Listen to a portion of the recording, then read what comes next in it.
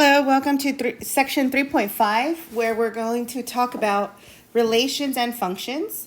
Okay, so a function is a specific type of relation. So all functions are relations, but not all relations are functions. Okay, so what are our goals? We're going to talk about, we're going to define domain and range, determine if a relation is a function, how to tell, and then find a value. Okay, so what is a relation? It's any set of ordered pairs, like points, right, where you have an input output. But all the x values or all the inputs are considered the domain, and then the outputs are the y values, and the ordered pairs make up the range. So let's say, for instance, here we have the relation. It's a set of points. So for A, we want the domain. The domain is basically all the x values here. So it would be 1, 2, 3, 4, and 5. This is a 3, by the way. Okay, that's the domain. And then the range would just be 1, 4, 9, 16, and 25. Okay. All right. So sometimes we use what's called a mapping to show relation. Basically takes one element to a different element. So what we can do is create ordered pairs. So so for ordered pairs of this relation, so let's say here Allison points to April 25th. April 25th. Penelope points to May 23rd. You see where I'm going with this. June points to August 2nd.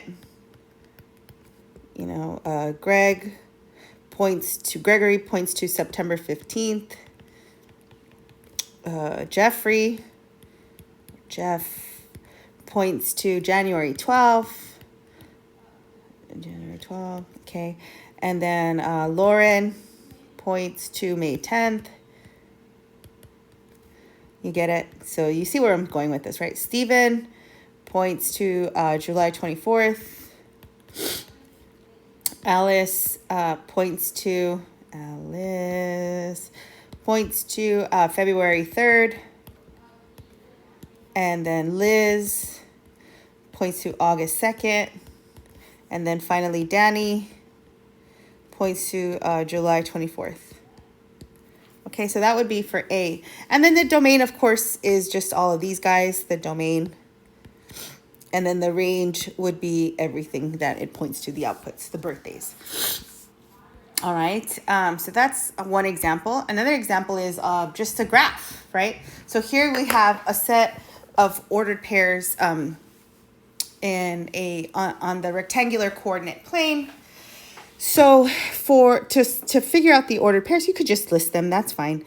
So we have here, this one is -3, -1. This one here is -3, 4. This point right here is 0, 3.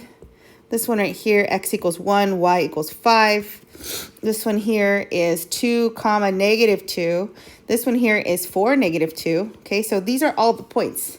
So the ordered pairs would just be the ones that are listed here. So -3, 4, -3, -1, 0, 3, 1, 5, 2, -2, and then 4, -2.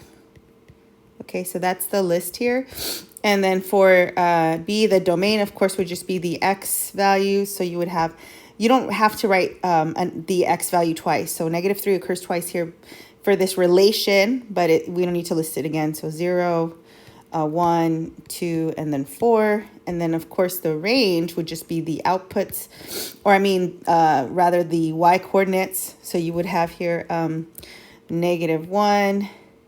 -2, or -2 is the lowest, right? That's the lowest y, and then -1, 3, 4, and 5.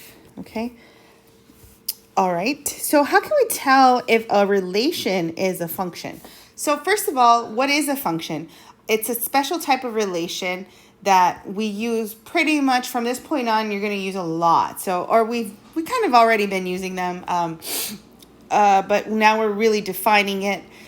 So function is a relation that points every element in the domain to exactly one element in the range. Now, that's not to say that different elements can't point to the same in the domain can't point to the same element in the range, but for each domain element, it only points to one in the range. So basically, one element in the domain cannot point to two things in the range.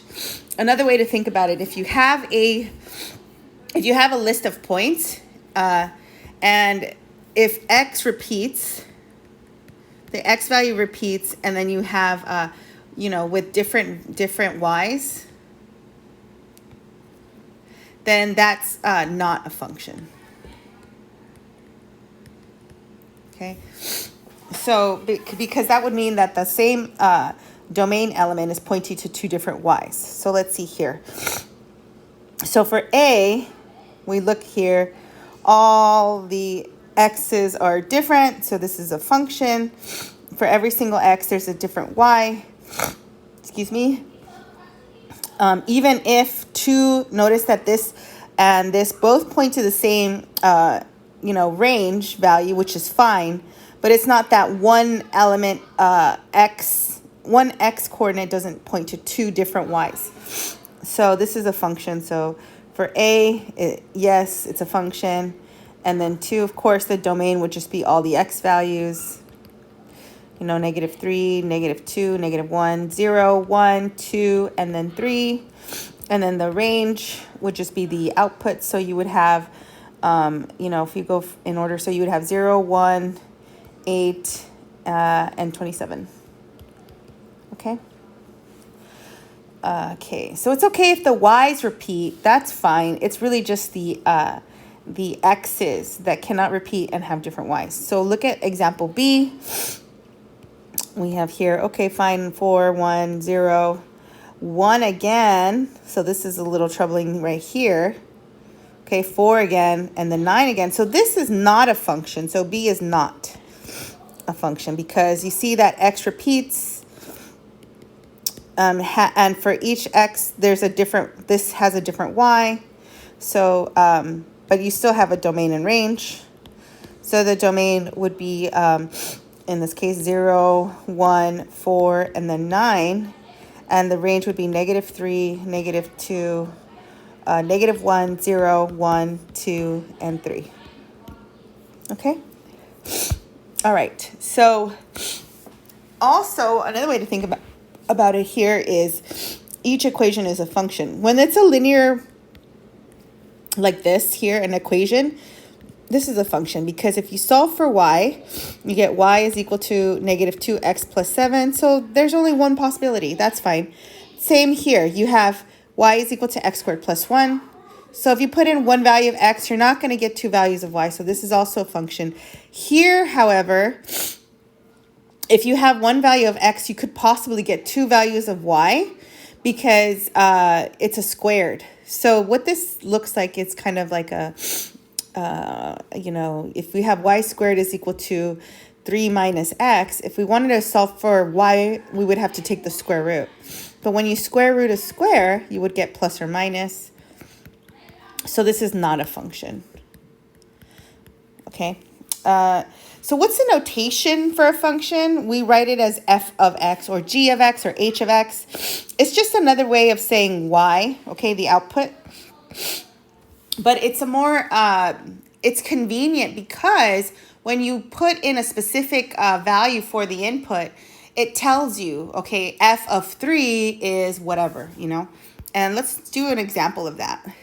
So let's say here we have a function f of x is 2x squared plus 3x minus 1. So x is the independent variable, and then y, which is f of x, depends on x, right?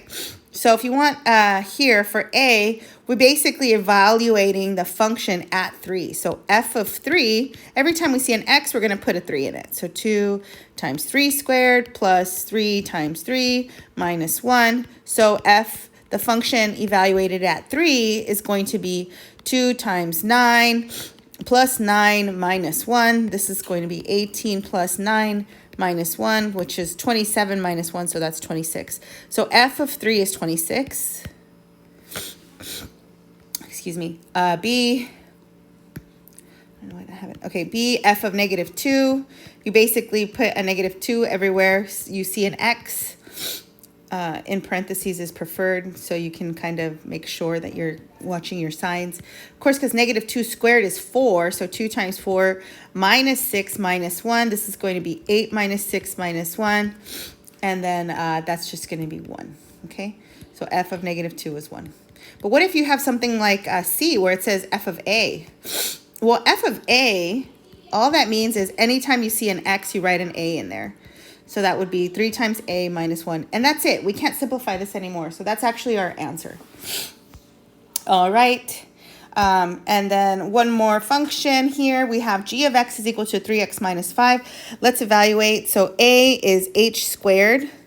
So anytime I see g of h squared, it's going to be 3 times the input h squared minus 5. And that's it. We can't do any more. What about for b? G of x plus 2. So this is my input now, x plus 2. So that's going to be 3 times x plus 2 minus 5. And that's going to be 3x plus 6 minus 5. In other words, 3x plus 1. Okay. And then for C, notice that it's g of x plus g of 2. They're separate, right? So g of x we know is just 3x minus 5. And g of 2 is going to be 3 times 2 minus 5. So then that's going to be equal to 3x, combining like terms. This is 6 here, negative 5, negative 5. Negative 10 plus 6 is negative 4, okay? All right, so that's it for this section. There's your super fun homework. Good luck, happy studying, and I will see you in the next video.